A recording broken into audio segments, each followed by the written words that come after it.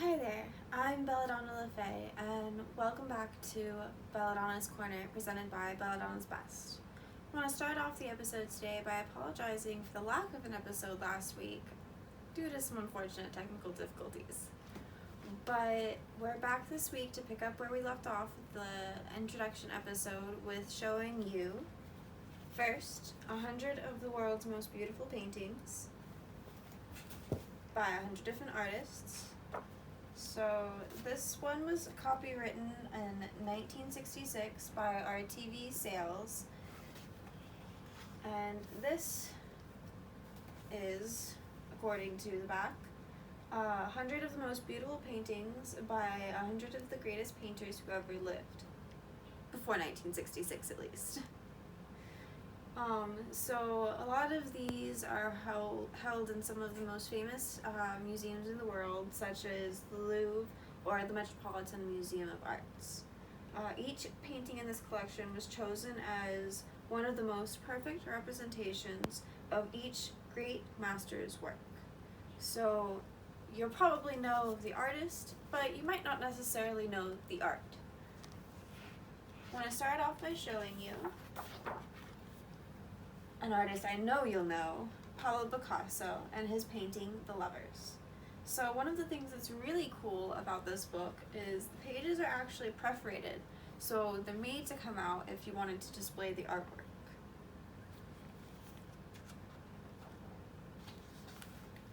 Here's another artist you'll probably know, though this was not a piece of his that I was really familiar with. This is Salvador Dali's The Sacrament of the Last Supper. So again, this is definitely really detailed, and if you were to take it out like the book allows, I think that'd make a pretty cool piece of art.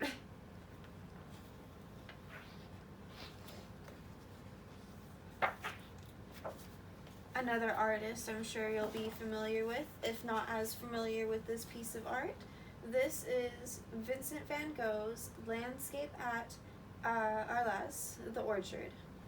And those are some very pretty colors. Again, this would make a really cool piece of artwork to be hanging around the house.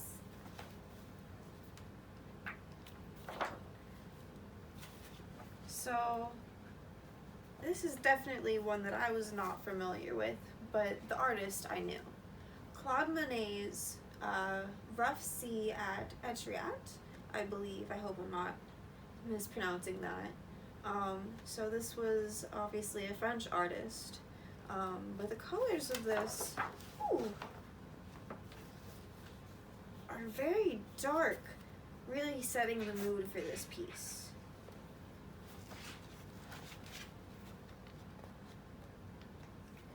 Try not to mess up the book too much here. So this piece is definitely different from a lot of the ones we've seen before. So far. This is an American artist, William Robertson Lay, featuring Return of the War Canoes.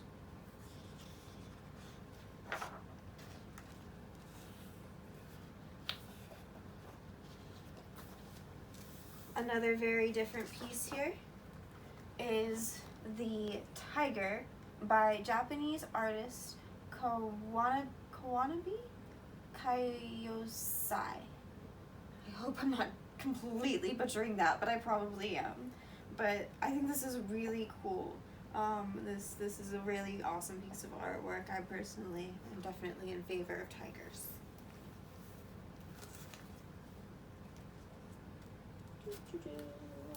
Alrighty. Now, definitely a much more familiar piece here. I'm sure most Americans have seen this at least a couple times in their life.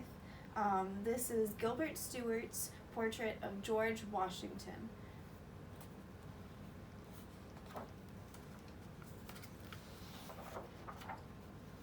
Another pretty famous piece right here is The Blue Boy by English artist Thomas Gainsborough. I really love how even this photocopy of the painting really shows the detailing in his work, how he tried to get the textures just right, and honestly it really looks incredible. Don't mind the furry assistant. So this is another really expressive piece right here. You can just really see the gleeful mischief in his eyes. And for the first time since we started flipping through these pages, we've come across a female artist. This is the Dutch artist Judith Leister, who was around from 1609 to around 1660. And I think that's just awesome, you know. More power to her.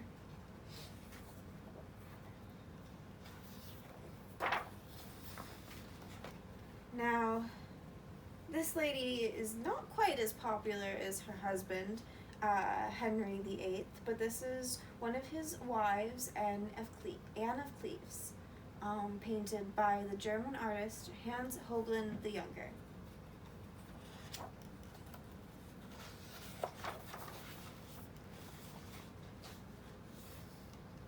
Now, here is one of the most well-known artists in this book, probably, Michelangelo Buonarroti, I believe, and his piece of his work from the Sistine Chapel, the Vatican in Rome. This is the Delphic Sibyl.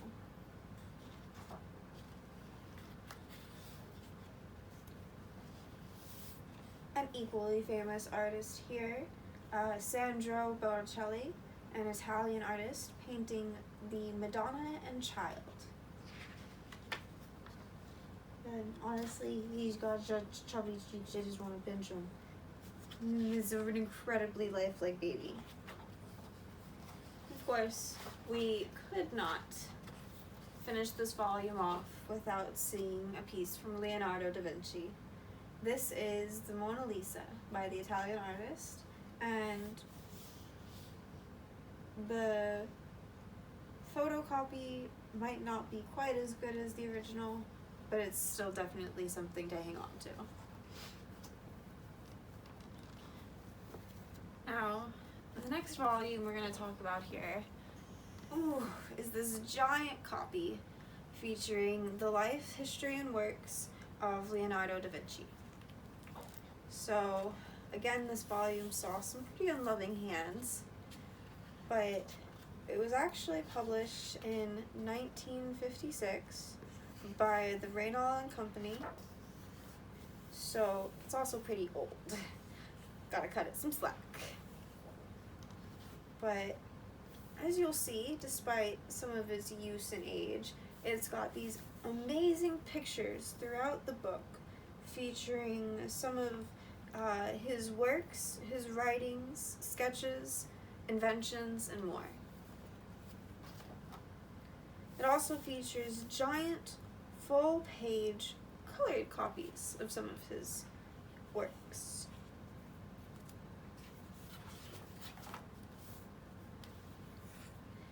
And really, it's all of the different stages of work here, from the roughest of sketches to some of the most detailed of paintings, both in black and white, and again, full color. And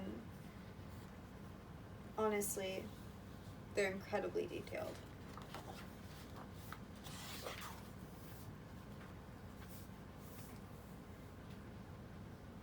Of course, it's well known that he was one of his popular themes were the Madonna and Child.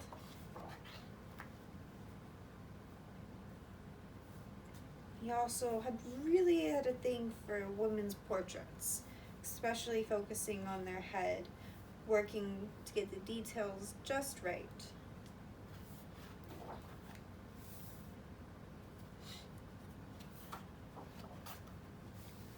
Here's some of his sketches from one of his most famous works of art, The Last Supper, followed by a full-length black and white copy, and then colored segments breaking the painting down, just to show you in greater detail how wonderful the work of art really was.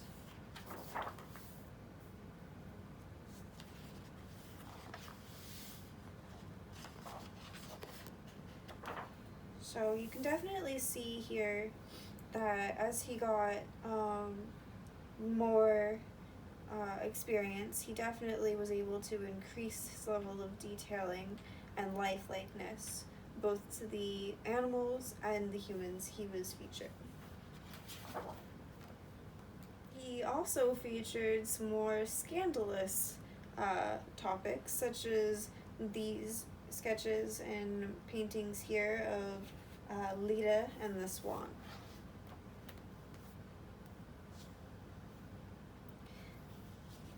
He looks like he's taking a peek.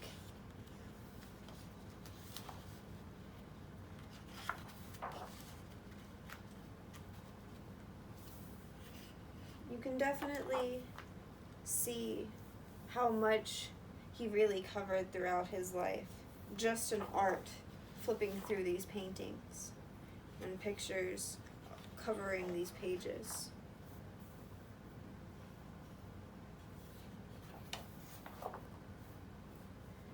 Now, here is another religious group painting, kind of like the one we saw of the Last Supper, but this one is much, much more detailed, having been done later on in his career. And you can really see the difference in the clarity of this one compared to the Last Supper. Here, this segment of it's been blown up a little bit just to show you even better some of the detail. He also worked in different materials, such as bronze and coins.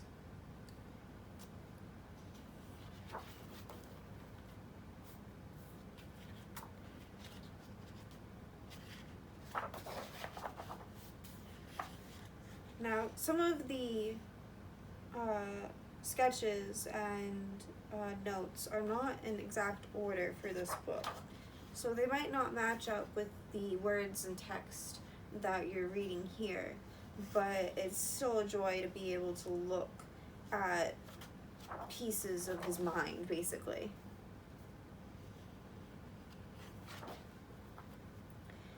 He put just as much work into his study of art for animals as he did to humans, taking hundreds of hours to sketch out things like horses, dogs, and cats.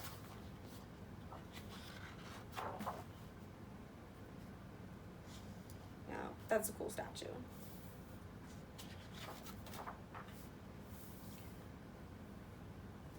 He was also very interested in how water works. His painting here is of a tempest at sea as he studied the notions of them. He also studied battle, painting and sculpting what he saw there too. And I mean, he would sit on the sidelines and watch the fights, taking sketches, and then go and make some of these sculptures and paintings afterwards. It's gotta be kind of scary. Now, he was just as dedicated to the inanimate as he was to the live objects he painted, taking time to even sculpt drapery and fabrics and paint them in quite detail with sketches and charcoal, so that he could perfect his images of reality in his work. Now here's a picture we saw in the last book, the Mona Lisa, and some of his thoughts jotted down with some sketching designs.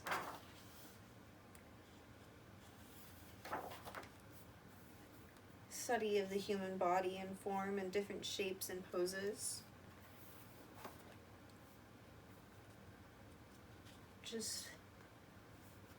I mean, I obviously can't read that language, but seeing that he had written all of these things out, it's kind of mind-boggling to me.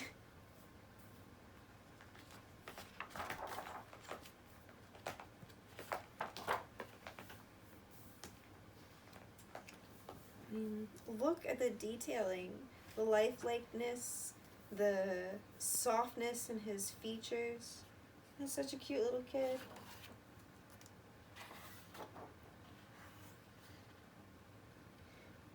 Not so cute people. But you can definitely tell that he was working on his expressions and perfecting his facial features. Yeah.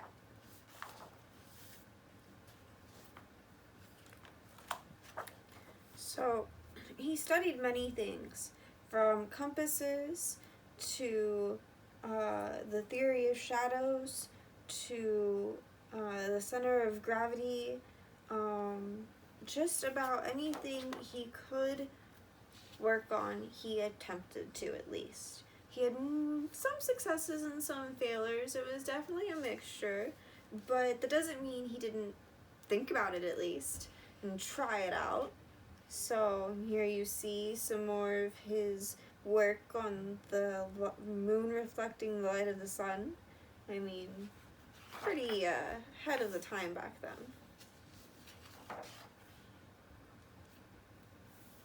There's so many of these detailed little notes sketching out how he wanted things done.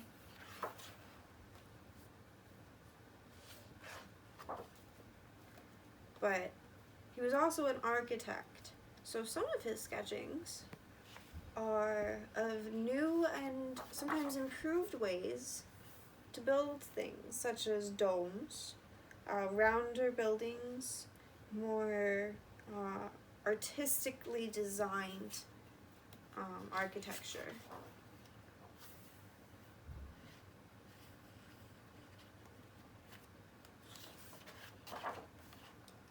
Tall towers, arching stairs, and support for round dome ceilings.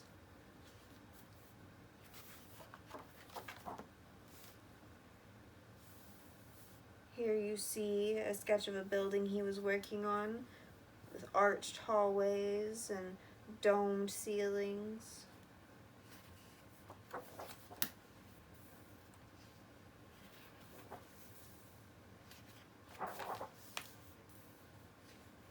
Now, he didn't always just make things beautiful. Sometimes he made things a little bit more deadly, such as some of the weaponry he worked on for various wars and military.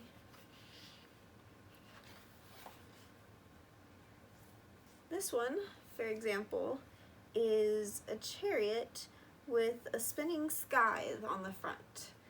Gonna mow down your enemies, apparently. Not sure how well that one really worked out. Or this armored little chariot over here, covering all of the wheels and protecting the drivers. Another deadly item here, this giant crossbow. I mean, that's the person. That's the bow. Yeah.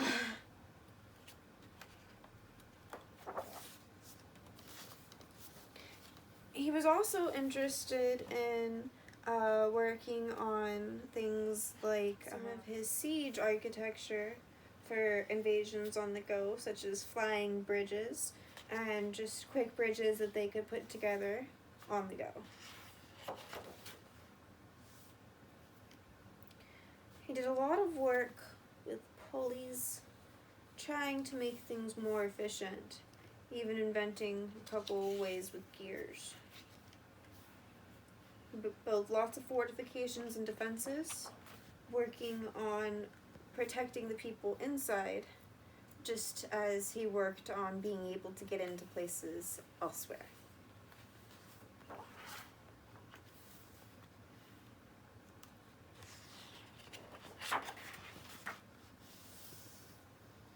And I mean, there's so many incredibly detailed plans here. It makes me almost want to break out a mini building kit and see if I could make mini models. Now, there's another weapon to end it off. This is a cannon foundry. And you can see here the number of cannons in the background already ready as they finish this one up. back to making things pretty here. This is some graffino decor on the archways and roofs of a vault that he helped design. Here you see the front of the vault, and this is, I mean, can you imagine having a vault that looked like this? That's so incredible. I bet the key probably went somewhere up there. Here you see some of the sketches of Leonardo's design for the mechanisms.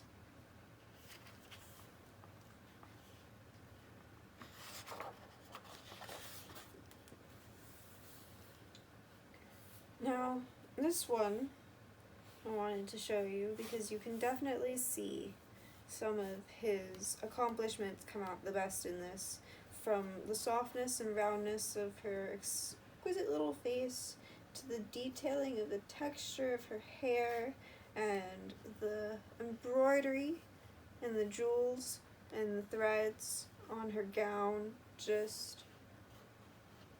He really came a long way and did amazing things in his career.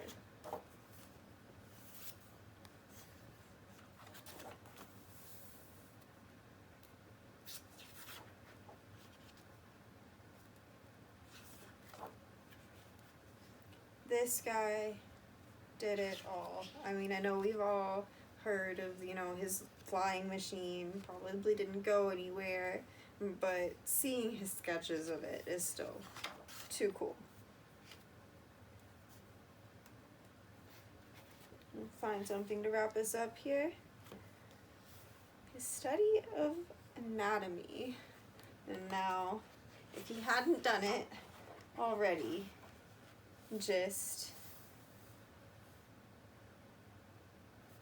it wasn't worth doing.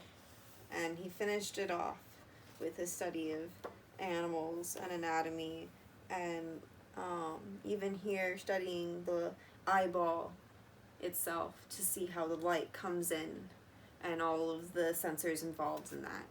Just anything he could do, he did it. That's going to wrap us up for today, and I hope you enjoyed some of the fun facts about these things that I've shown you. I hope you tune in again with me next week when I cover some of my vintage manuals and guides. Thanks, and have a great day.